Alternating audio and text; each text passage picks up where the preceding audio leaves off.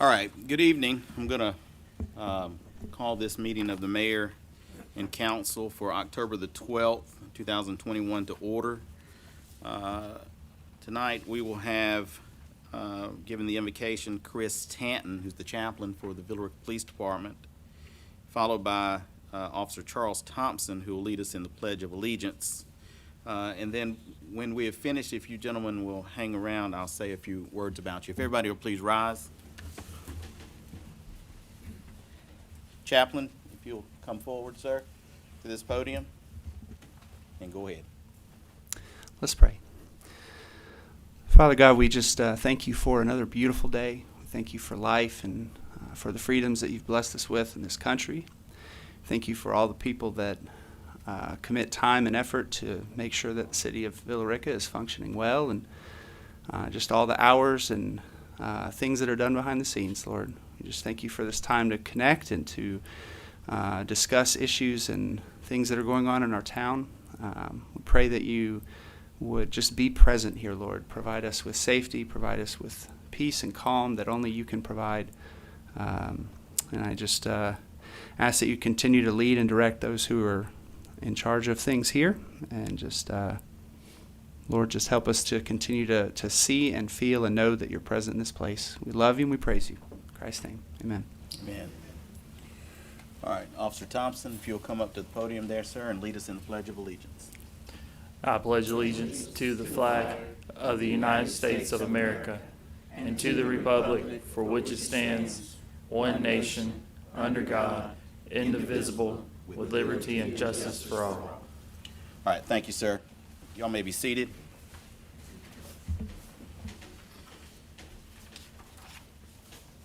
So Chris Tanton is the chaplain for the Villa Rica Police Department. And sir, I believe this is the first time I've had a chance to meet you, so that's good. Chris and his wife Abby moved to Villa Rica at the beginning of 2020 after spending almost 4 years serving as missionaries in the Dominican Republic.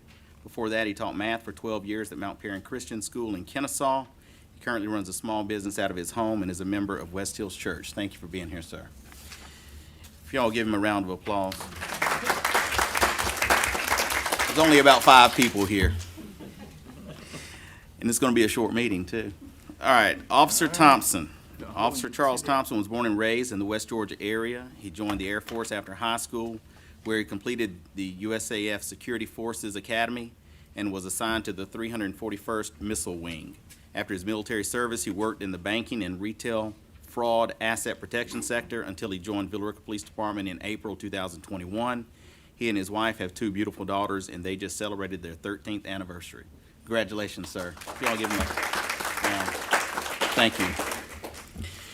All right, let's see what we've got next on the agenda here. Employee anniversary. Is Mr. Evans with us tonight? All right, the city recognizes Barry Evans for 20 years of service. He's in recreation athletics, and we'll get him this certificate at a later time. All right, and I want to recognize Janet Chumley right now. She has a very important message to give to the city, so go ahead. Thank you, Mayor. We would be remiss not to mention that our very capable mayor is our final guest speaker at our leadership luncheon tomorrow at the V-Plex from 11:30 to 1. So please come hear our mayor. Anyone watching online, there is a fee. It's $22 for Main Street members and $27 for non-Main Street members. Wow. And you'll also have lunch provided by Gabe's. That sounds great. So, Mayor, we're looking forward to it, sir. Well, I'll do my best. Thank you. Thank you. For $27. I've heard that you can make good money making speeches after these careers. We'll see how that works. All right. So we're going to move now to the adoption of the agenda, but I know there are going to be some changes. So who would like to be recognized? Mr. Young. I would like to table 5 items. Is your mic on? I would like to table 5 items. The first, C1, amendment to section 9.032, multifamily and single-family attached design standards and public hearing. To Mr. Johnson, did you pick a date? The next council meeting. November 9th. The second item is C2, RA 08-21, rezoning of parcels V05, 0180062, and V05, 0180085 on Mirror Lake Boulevard in public hearing to October 26th. Okay. The third item is C3, RA 09-21, 384 Mirror Lake Boulevard rezoning and public hearing to October 26th. Okay. Item 4 is C5, revision of Villa Rica development regulations relative to stream buffers to November 9th. And finally, D1, resolution of support for changes to state highway system and acceptance of 2 roadways to November 9th. All right, thank you, sir. Does anybody else have any changes or amendments to the agenda as presented? If not, I'll entertain a motion to adopt the agenda as amended. So moved. I have a motion by Mr. Carter to adopt the agenda as amended and a second by Ms. Marchman. Is there any discussion? All in favor? That's unanimous. We have adopted an agenda. We will now move into public comments. When you came in tonight, there was a place for you to sign up for public comments. I'm going to ask that you keep your comments on a professional level. We will not accept comments that are considered by the chair to be of a personal attack on any individual or group of individuals. If you deviate from this protocol, you'll receive a warning from the chair. If you deviate a second time, you'll be leaving. Only one person speaking at a time, and please no comments from the audience. And please keep in mind that this is your time to speak. We're going to give you 3 minutes, but we're not going to engage with you. So the first person on the list is Brenda, and she fixed it earlier. Is it Canup? Canup. If you would give us your name and address for the record, and then we'll give you 3 minutes to speak, ma'am. My name is Brenda Canup, and I live at 8934 Connors Road in Villa Rica, and I was going to speak to the traffic issue on Mirror Lake, but I just found out that the tabled item number 5, the revision to the Villa Rica development regulations relative to stream buffers, is not open to public hearing, so I wanted to go ahead and make my comments regarding that at this time. I would like to point out that I did look at Mr. Elliott's agenda update for today, his revision and the purpose of the revision. And he says it's going to be perfectly just in Carroll County, but he does say back around 2008. I would like to bring to the council's attention that this was part of the municipal code of March 1st, 2016, when you, Mayor, were actually Mayor Pro Tem. So this issue was addressed and was covered then. Also, it was signed again into order on June 25th, 2019. Jeff Reese, Mayor, signed it so that the buffers would stay 75 feet around the creeks and streams on each side of the creek and stream. He's wanting to, your city has proposed to reduce that to the state mandated 25 feet only. And I kind of think that goes against some of the purposes of the intent of what you have decided you're going to do, the best practices to encourage, to assure protection of streams, waterways, and wetlands within the city of Villa Rica. That's on one of the pages, section 100, the title, purpose, and intent of the developmental regulations. Also to encourage economically sound and orderly land development in accordance with policies and objectives of the comprehensive plan with the city of Villa Rica. So there's not going to be a public hearing on this issue, but I would like for you to know that I don't believe that this issue is going to benefit the city in any way, shape, or form.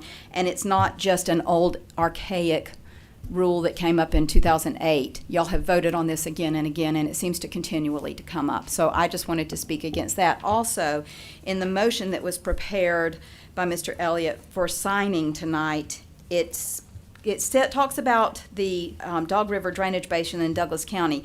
And if it only applies to Carroll County, can that be amended to say we would like the 75-foot buffer set up in Douglas County only to remain and let Carroll County have the 25-foot? Because I'm a Douglas County resident. Thank you so much. All right, well, thank you. Mr. Elliott, I hope you are taking some notes on that because we'll need to brief on it at a later time. Okay, next up is Dwayne Canup. You were the next one on the list. I am. I'm going to wait my time, but Thank you very much. All right, not a problem. Okay, if you did not put your name on the list tonight and you would like to speak, I'll recognize you now. Would anybody like to come forward? All right, seeing none, I'll close the public comments.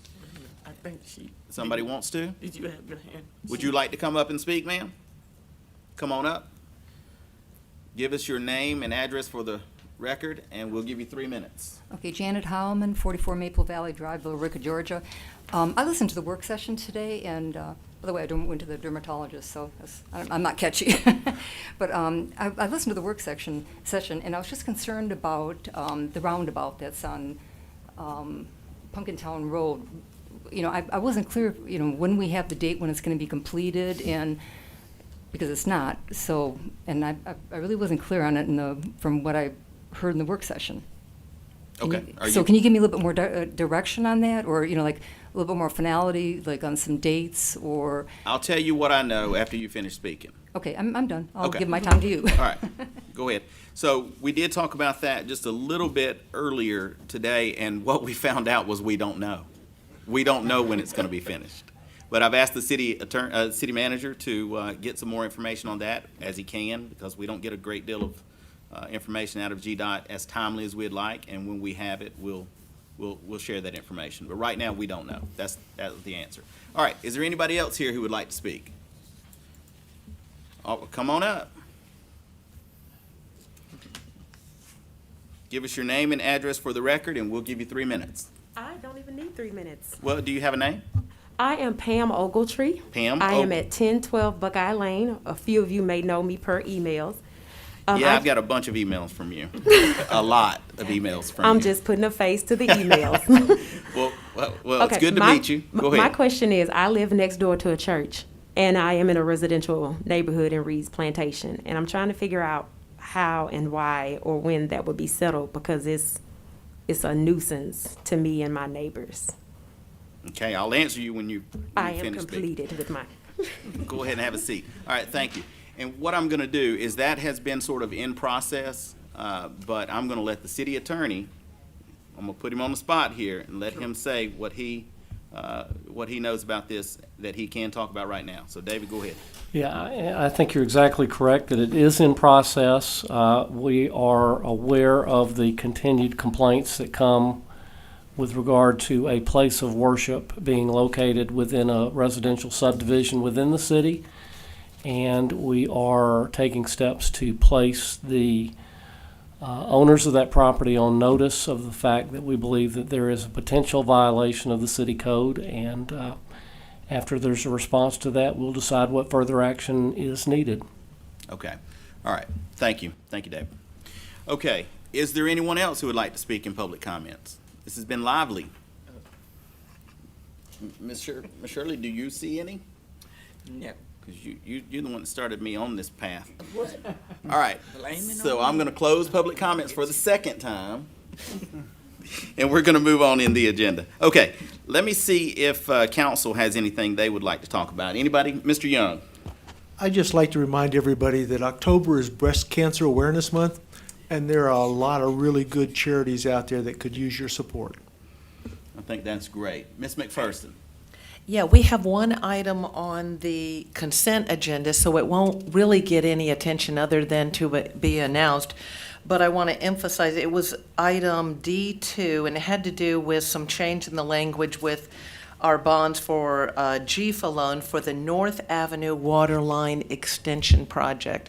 And that doesn't sound very glamorous, but when you live in a neighborhood that's had low water pressure and decaying pipes for decades, I was talking to a few of the neighbors out there, and they are just elated that this is going to come. They like the idea that maybe you could take a shower and flush a toilet at the same time.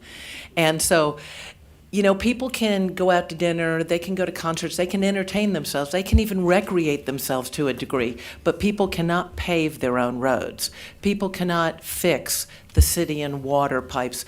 That has to be our number one priority, to do those services that people absolutely cannot do for themselves. And I'm just saying, I never knew I'd get so excited about water and sewer pipes, but when you see how happy these people were knowing that it's coming, anyway, That's all. I'm just glad we're doing it, and so are the neighbors. No, I appreciate that.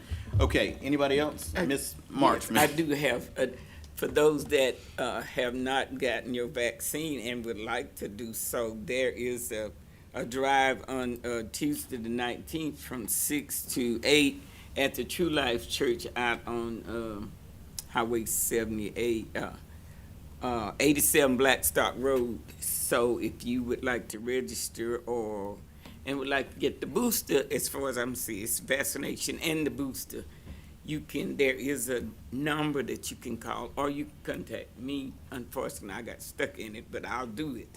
So if there is somebody that would like to get their vaccination or the booster, just call me, see me, and I'll be glad to pass that information on.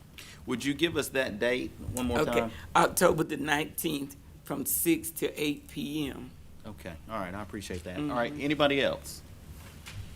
All right, seeing none, I'll close the council updates portion of the meeting, and let's move down to the consent agenda. So earlier today, in a rather brief work session, which I was thankful for, the council met and created a consent agenda for the following items. I'm going to read these items off, and at the end, I'll ask if there are any objections, and if there are not, then I will recognize someone for a motion. The consent agenda reads as follows. Item 1, amendment to ordinances for traffic calming. Item 2, fiscal year 2021 budget amendments, number 178 through 192. Number 3, approve a resolution to execute modification to the promissory note and loan agreement with Georgia Environmental Finance Authority, GEFA, for $2.5 million for the North Avenue Waterline Extension Project. Item number 4, new Library Advisory Board member. Item number 5, biometric screenings through Health 180. Item number 6, adoption of a revised resolution approving the issuance of tax-exempt revenue bonds by the DDA. Item number 7, resolution to approve agreement for roundabout lighting assistance at intersection of Highway 78 and Connors Road. Item number 8, planning and zoning board appointment. Are there any objections to any of these items? Mayor? Yes, sir. No objection, but didn't we want to put the name of the appointees for We items did, and I 4 was and looking 8? for that in my notes here. So let me make sure that I clear this up right here. So item number 8 on the consent agenda, planning and zoning board appointment, is Shirley Hillsman. And for the new library advisory board member, which is consent item number 4, that is Robert Hardiman. All right, are there any objections? All right, hearing no objections, I'll recognize someone for a motion. I Mr. move Carter. to adopt the consent agenda. Second. I have a motion to adopt the consent agenda by Mr. Carter and a second by Ms. Marchman. Any discussion?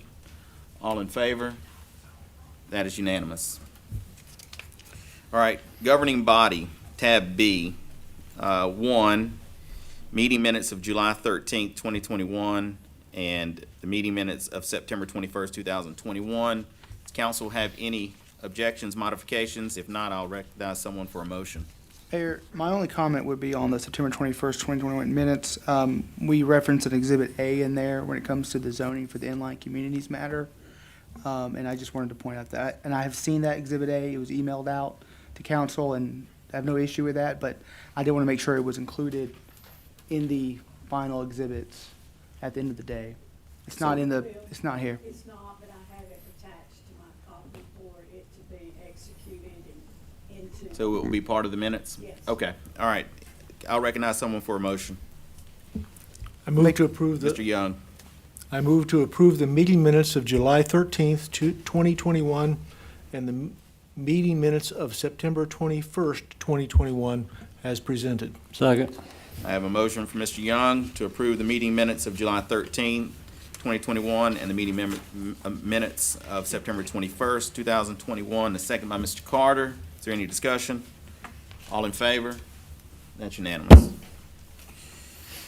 All right, tab C. We've got one item here, number 4.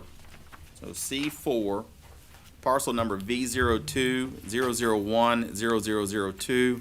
special exception application. There will also be a public hearing on this item. Ron, go ahead. Thank you, Mayor.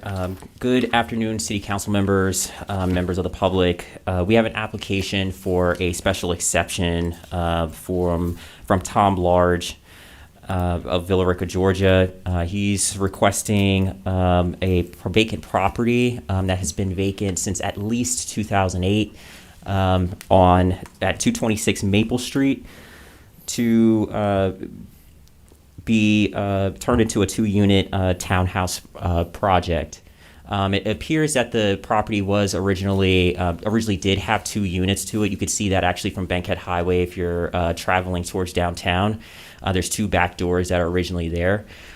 And the property owner is just trying to do something to improve this property at this point, being that it has been vacant since at least 2008. I did a little bit more research today, and it came across my line that water hasn't been turned on since 2005, and the applicant's son has indicated that the property actually has been vacant since the Olympics in 1996. So we're trying to just improve this property, being that it is a pull on the neighborhood. It is mostly an occupied neighborhood. So in our zoning ordinance, and when you went through your packets, you may have seen that our zoning ordinance indicates that townhouses and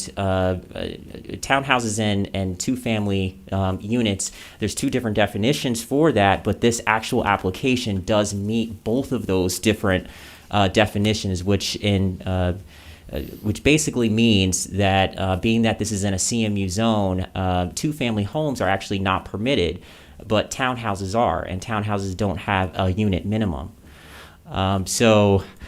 That has brought us here today. So I did confer with the city attorney and asked for his take in it as well. I think we've kind of beat this one a little bit, but the reality here is being that we have 2 different regulations for this same thing, and being that the applicant has actually applied for a townhouse, specifically a 2-unit townhouse, that we would carry this forward, and he felt comfortable with that. And so staff recommendation is an approval. And this was previously used as a duplex. All indications indicate that, yes. There's 2 front doors, back doors. All right, so I'm going to hold a public hearing on this, but let me give council an opportunity to ask staff questions first. Is there anyone who, Mr. Young? Ron, for a townhouse, do we require separate water and electrical feeds for? We do, Okay. yes. All right, anyone else? Do we know if this unit has separate water meters and electrical feeds? I don't know that. When I spoke to the finance department today, they just indicated when it was last turned on, but they didn't indicate if it was more than 1 unit or not. But he's going to have to do pull permits to do renovations. Is that your understanding? That is correct, yes. So we would basically at that time. Right, at We that should time would have to catch establish that. service. Now, from what I understand, there has been 6 units that were actually created in here a very long time ago, back in the 90s. There was a pre-existing illegal, basically, conversion that must have happened prior to the current owner. But they're trying to do this the right way and go through the city and all of that to kind of get those 6 units removed. 6 units from this? Yeah, it was cut up into 6 different units. Oh, so in the one on the building? inside, in the one building, yeah. Wow. Yeah. So. All right, anybody else? Yes, I was Ms. just going to say, McPherson. this is in my ward, and should it pass, I look forward to the improvement. All right. Okay, if there is nothing else, let me hold a public hearing here. Is there anyone here who would like to speak for or against this application? All right, seeing none. Come back up, Ron. I assume council has no further questions. Does anybody like to be recognized for a motion? Well, I want to ask a question. Is the All right.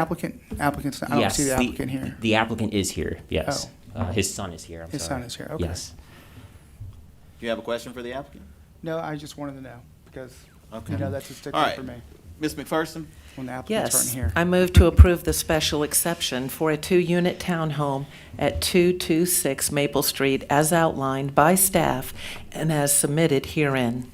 Second.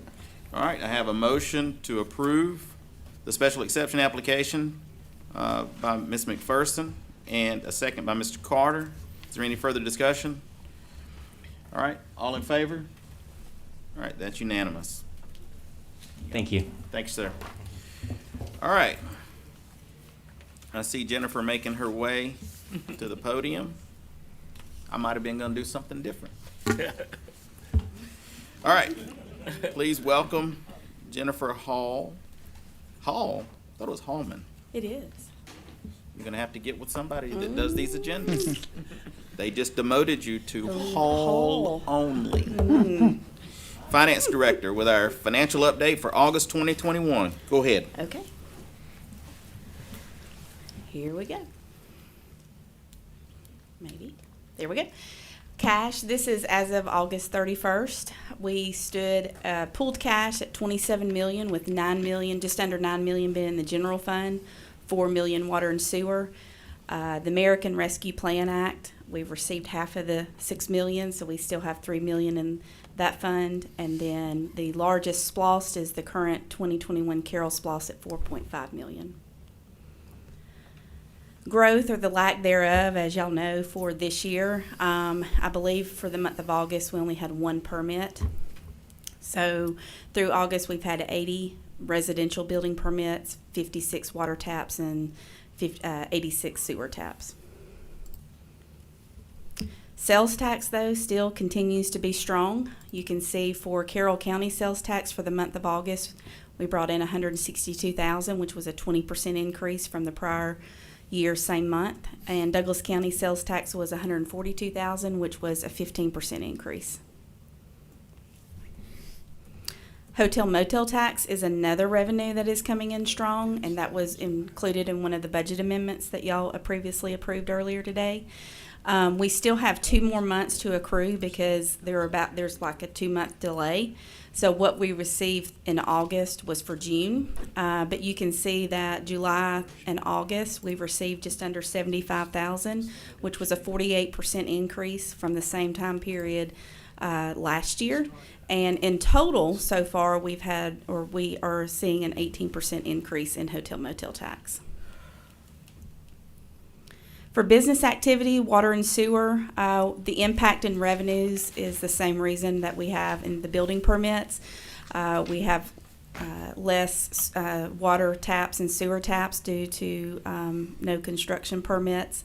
We have a total revenue of just under $8.5 million, with total expenses being at $8 million. So the net income or loss right now is just under $400,000.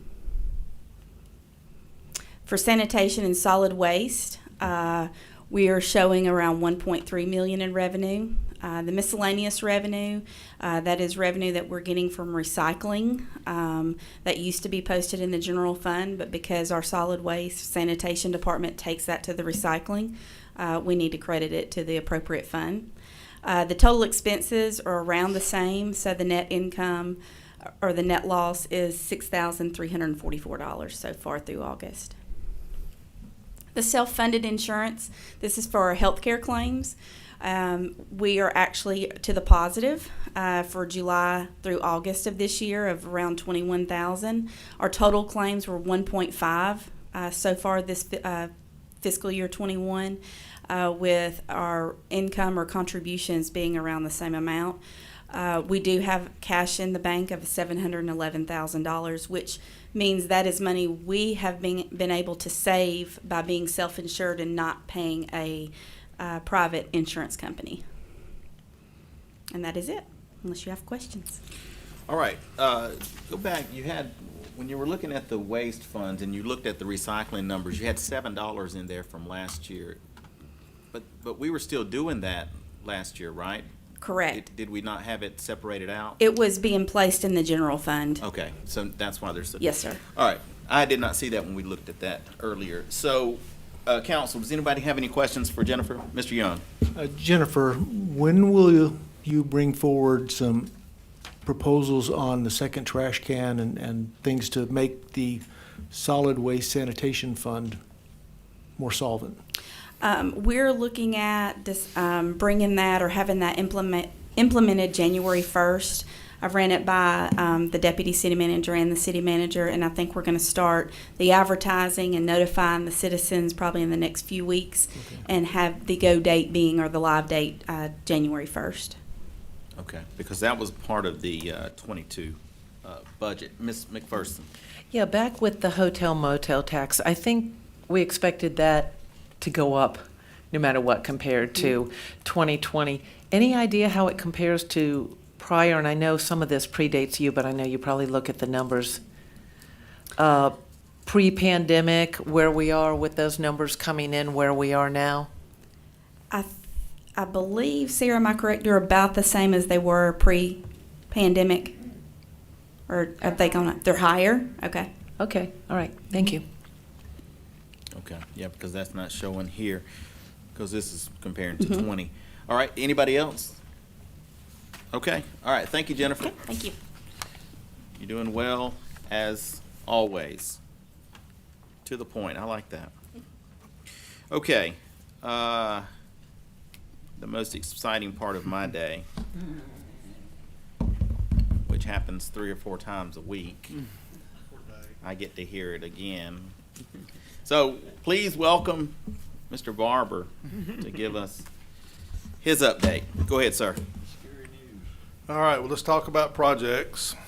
Splash pad construction is complete, and we're waiting on the installation of a landline, which we have to have there for public health regulations for emergency calls.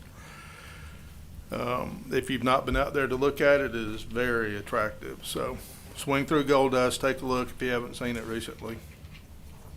If you've been by South Dogwood, you've noticed the significant progress that's been made on the construction of the new classroom addition at Villa Rica Elementary School.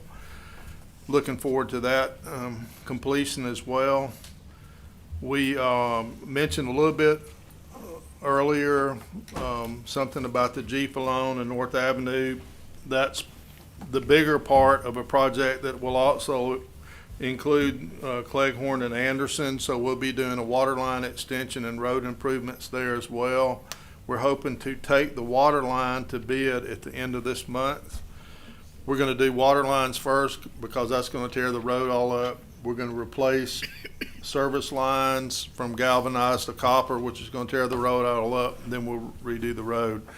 The people in the North Avenue area who are excited about the road, the water line, are not going to be excited about the road because we're going to tear the road up in the process before we fix it. Yeah, it's going to get worse before it gets better.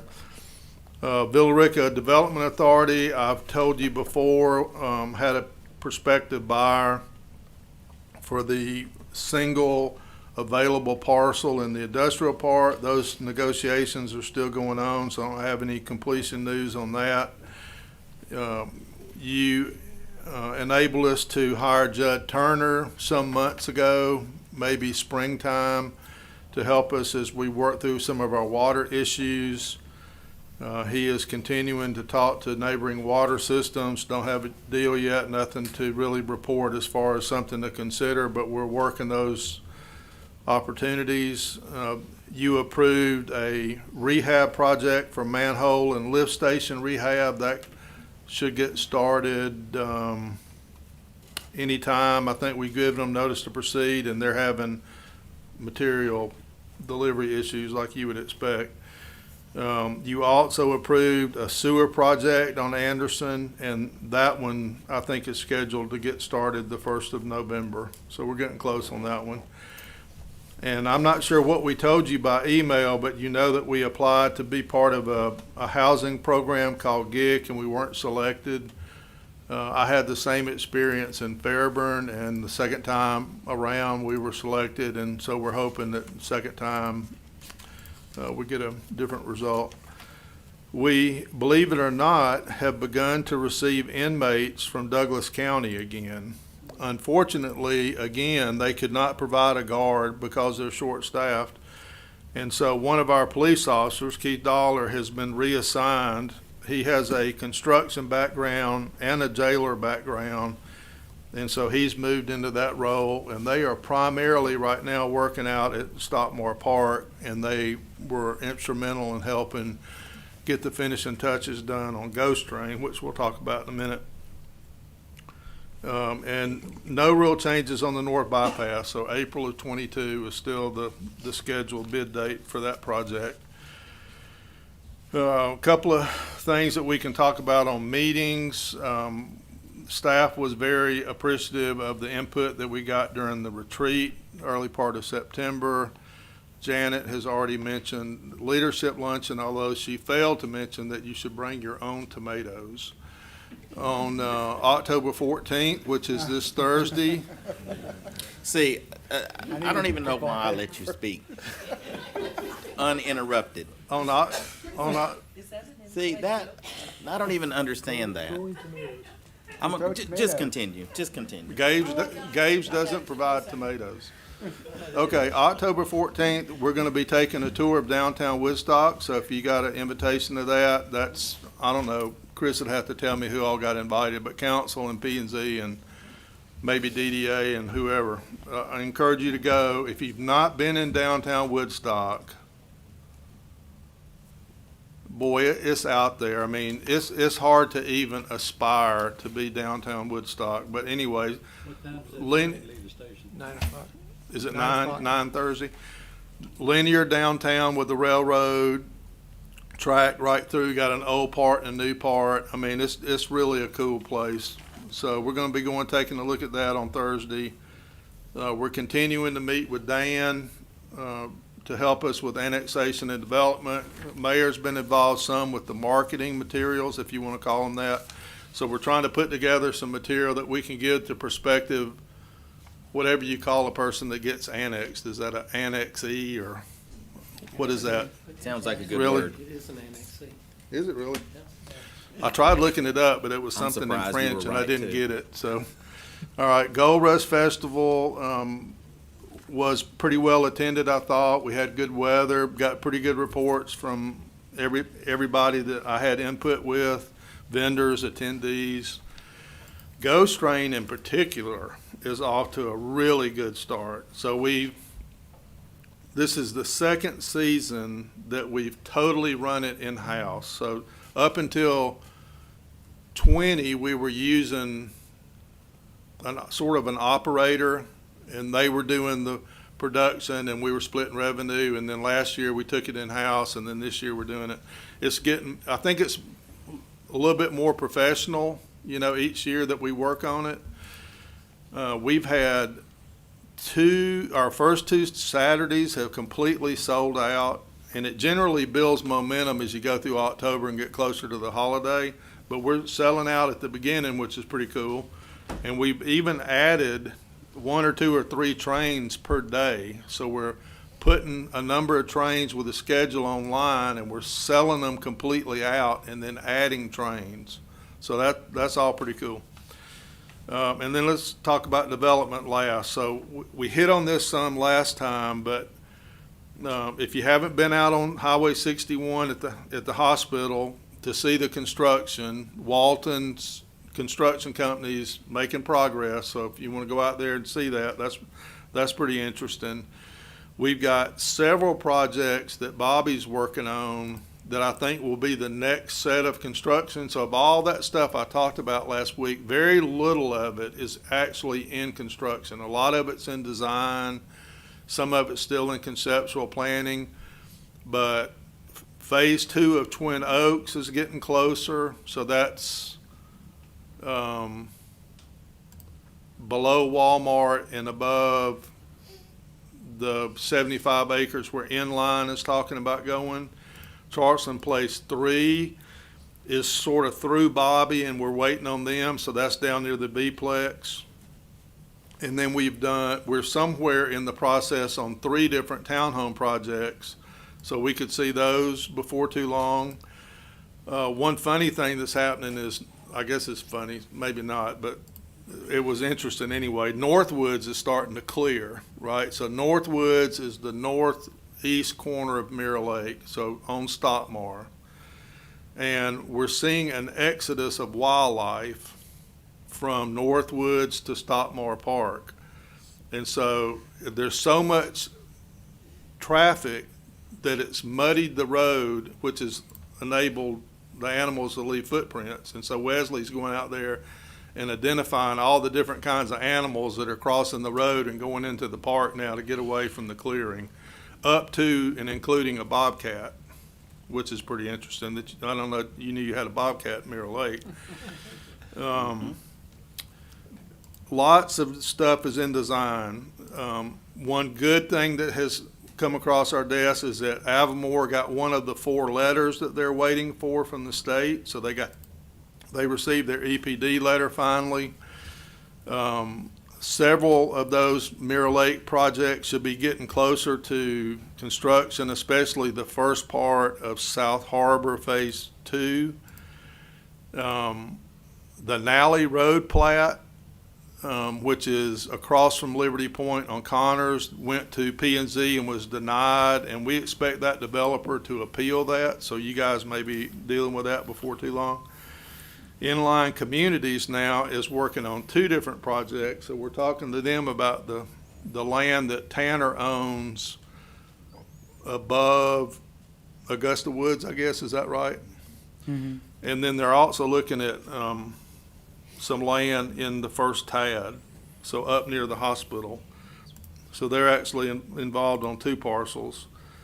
We have also had 2 conversations with an engineer who represents an unknown potential buyer about the land behind Olive Tree. And what they're proposing is I think you're going to like, but that land is really difficult. 2 creeks that join into one creek, bad topo, probably bad dirt. You know, it's going to be real silty and not compact well, and had to be removed and replaced. But right at downtown. I mean, it's like the primo location, but the worst dirt. You know what I mean, of the whole TAD. So anyway, we're having talks with them. So somebody's evidently got some pretty deep pockets to be entertaining that. Let's see what this last one is. So the last one is TAD 2. So we haven't talked about TAD 2 much, but it started with Avamore, right, on 61. And so Jay, who brought us the Avamore concept, has been basically selling the idea of the TAD to all the neighboring property owners. And I've met with at least 3 of them in the last week about their development and being part of the TAD. So that TAD, Ken, you can't quote this, okay? We're looking potentially at the first TAD maybe getting to 300 million in value. The second TAD could be a multiple of that or more. So I mean, we could see some really big, like a 50% increase in our digest between all that. So really significant. All right, and then the last thing I wanted to mention is, since we met last time, we're starting to work toward the time of year where you can't really start a project very well. It's hard to go out and grade once you get past November and really December and January. So I feel like I've seen a slowdown in the last month. But the thing that I'm going to bring you as we go into the future is, do any of those 24 projects that I talked to you about last time fall away? Right? Because that's significant. There were 5,000 residential units in those projects, and none of them, to my knowledge, have had a negative change. So we are still moving ahead with 24 residential projects. Plus, we've had another couple that have come up that Bobby's told me about just in the last week. So the pace is slowed as far as new stuff coming along, but boy, I still think there's a lot of really good stuff in the queue right now, and I'll let you know if we feel like any of it falls off. That's it. All right. Mr. Carter. Okay, what's the status of the call center over there next to the library? When are they gonna complete that? If you remember, we did a lease extension with them that I want to say was for 1 year and started in June. And if I remember, what Benji told me was that they were hoping to move in September of '22. So they're likely to need a slight, Right, and so extension. they'll probably need another 3 or 4 months. but it is coming along pretty Extension. good out there. It looks really good. Ms. McPherson. Two things. One's a question, one's a concern. Oh, sorry. One's a question and one's a concern.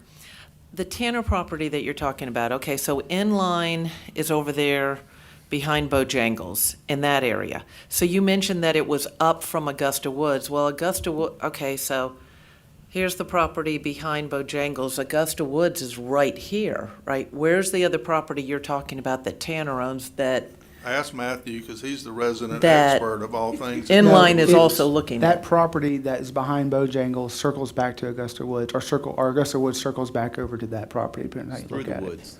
Yeah. Okay, so So where even is the additional property that Tanner owns that Inline is also looking at?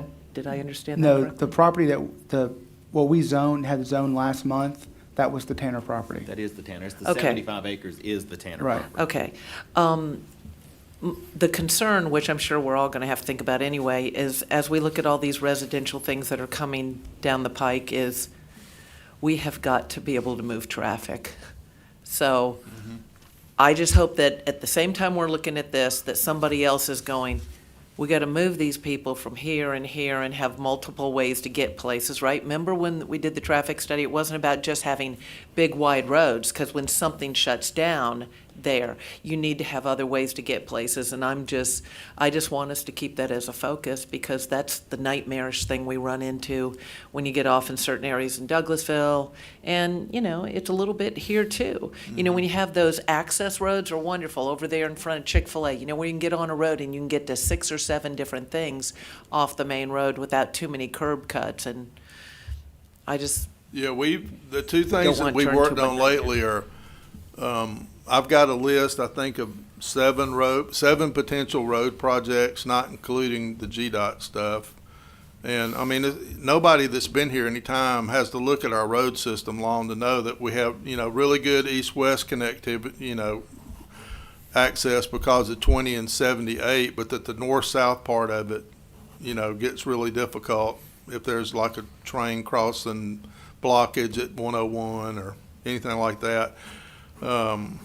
And then what's the other thing that we were talking about? We've started trying to identify the practicality of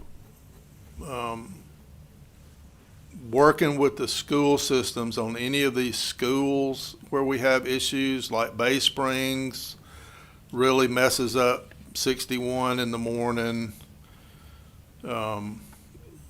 About the proposed roundabout at Rocky Branch at the high school, so there's something sort of in the works on that.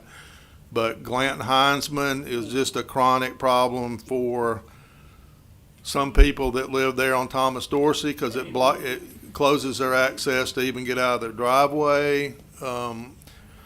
Villa Rica Elementary, I have asked the school system to give me the new traffic plan once they get the new building constructed, because that's just, a really congested, compact little area right there when you're trying to do afternoon pickup. And then, what's the other one? Mirror Lake Elementary. Mirror Lake Elementary, right, that we talked about in P&Z. So that area has the possibility of some stacking, right, because it's not, it's not South Dogwood right there in the middle of everything. So there's actually some room there if we can work with the school, and so we'll see. I haven't made any attempt to ever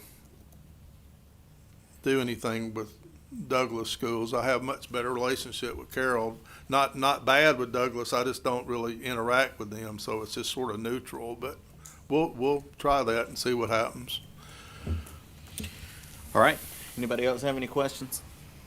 I just add the entrance to Summergate gets blocked every morning with the Bay Springs traffic. So if we could couple that in, that'd be great. Good. We'll put that on the wish list. We've been doing that since I was a kid. Yeah. All right. So if there's nothing else, Mr. Macklin, you have anything? I do not, You have any- other than the executive session. Yeah, well, Tom, you've said enough. Sarah, do you have anything? Okay. All right, David, so if you would make us all aware of these motions for executive session, I'll ask somebody to make those motions. So we need a motion to go into executive session for the purpose of discussing or deliberating upon the appointment, employment, compensation, hiring, disciplinary action, or dismissal, or periodic evaluation or rating of a public officer or employee. And a second purpose of a meeting to discuss or vote to authorize negotiations to purchase, dispose of, or lease property. All right, do I have a motion to go So into moved. executive session as stated by the city attorney? Yes, so moved. I have one by Mr. Carter. I have a second by Ms. Marchman. Okay, folks, we're going to go into executive session in just a moment, and we may come back with a public vote. Okay? Are there any further discussion? All in favor? All right, we're in executive.